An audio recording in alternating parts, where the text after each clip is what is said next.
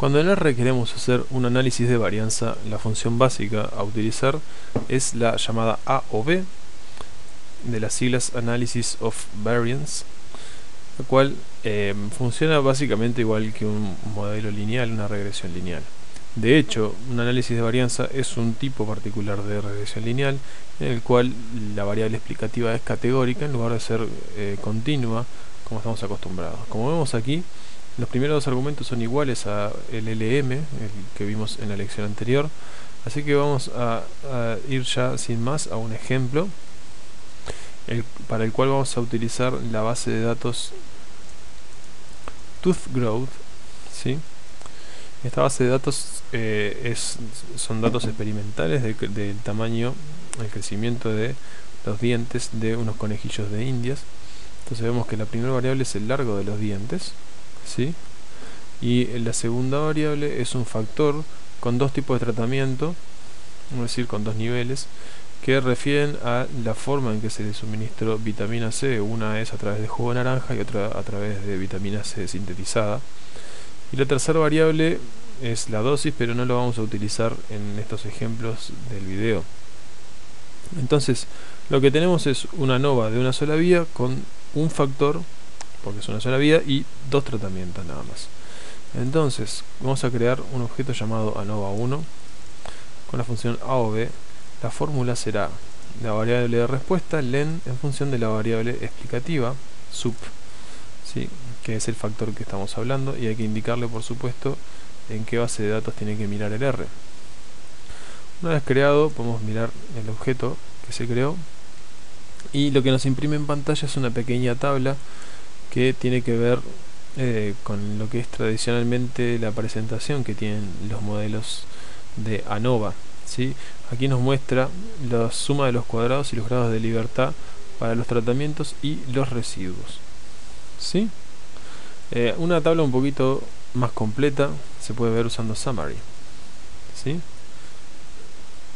Con la función Summary podemos ver la tabla clásica de una ANOVA, en la cual además de la suma de los cuadrados, la suma de los cuadrados promedio, el estadístico F y el p-valor, ¿sí? La probabilidad de que F sea menor a el valor indicado, ¿sí? O mayor al valor indicado. Al final este puntito nos indica bajo qué nivel de significancia está ese p-valor. Es como una guía rápida para ver cuáles son los valores significativos. En este caso, el puntito indica que el p-valor es menor al 0,1, pero es mayor al 0,05, así que normalmente esto no se rechazaría la hipótesis nula, la cual requiere que a priori uno define que debe ser el p-valor menor a 0,05, ¿sí? Esto además se puede visualizar con un gráfico, por supuesto, usando plot y la misma fórmula que antes, ¿sí? Prácticamente el mismo comando que antes, solo que cambiamos la función, nos permite ver un gráfico, ¿sí? Entonces aquí vemos de vuelta que ciertamente los dos grupos, los dos tratamientos no marcan una gran diferencia de resultados, aunque aparentemente el tomar jugo de naranja es un poquito más beneficioso para el largo de los dientes en los conejillos de Indias. Veamos el objeto que se creó, la estructura del ANOVA1, ¿sí? Se trata de una lista, igual que ocurría cuando hacemos un modelo de regresión lineal. De hecho, es exactamente igual que un modelo de regresión lineal, ya que una de las clases de este objeto es LM. Bien, por lo tanto podemos usar la función coef para ver los coeficientes del ANOVA1, y podemos ver que tiene el intercepto y el valor correspondiente al tratamiento, ¿sí? Recuérdese que el intercepto equivale al mu de el grupo de referencia, es decir, aquí el intercepto es simplemente el promedio del largo de los dientes para el tratamiento OJ. Si miramos la gráfica podemos ver que el 20,6 está aproximadamente aquí en el medio de la caja. Es ciertamente el promedio de este grupo. Por otro lado, vemos que para el otro tratamiento el coeficiente es de menos 3,7. Eso es el coeficiente respecto al valor de referencia. Es decir, que para obtener el promedio del grupo BC hay que restarle 20 a 20,6 el valor de 3,7. ¿Sí? Podemos comprobar esto haciendo otra regresión, pero quitándole el intercepto. ¿Sí?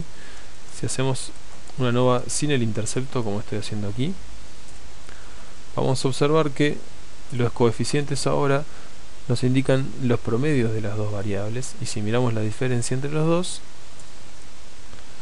observamos que se trata del coeficiente que habíamos obtenido originalmente para el tratamiento BC. ¿Sí?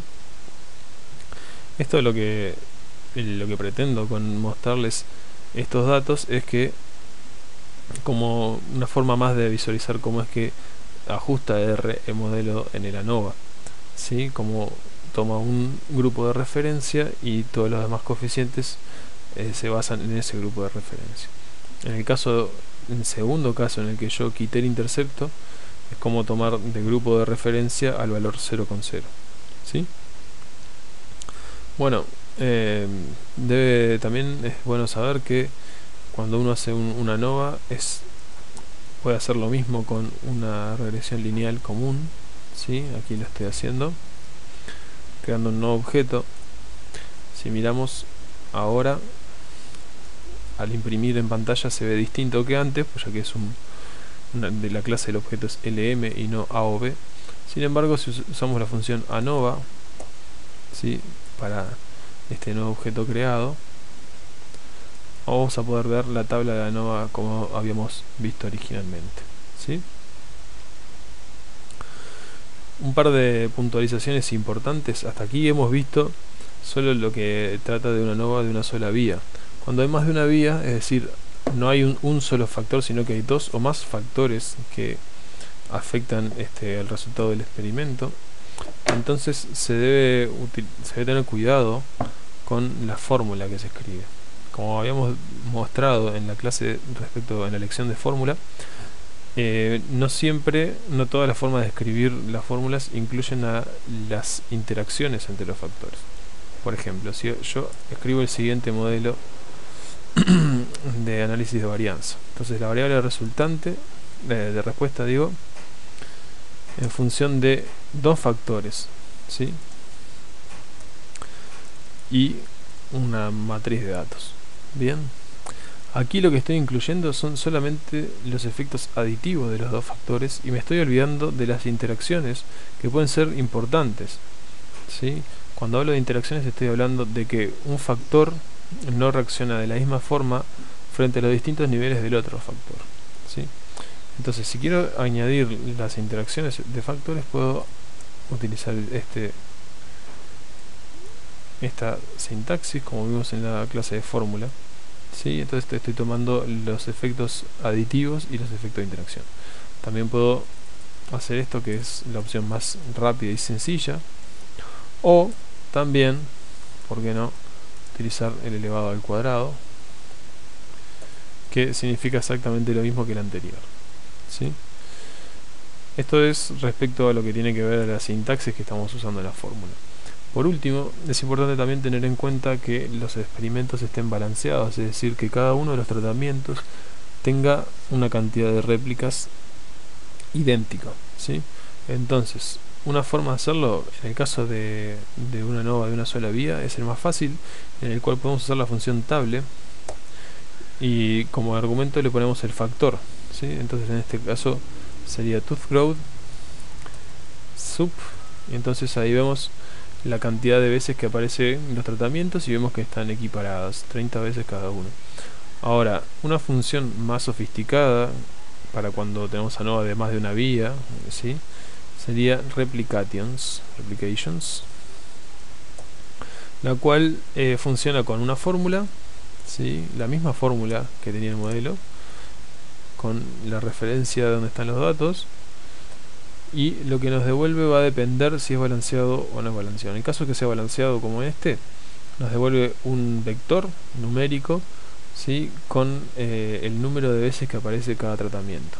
Ahora, si no está balanceado, podemos ver un ejemplo de qué es lo que nos devuelve, haciendo una copia de la base. Entonces vamos a modificar a propósito uno de los datos y vamos a poner un NA, es decir, un dato que falta.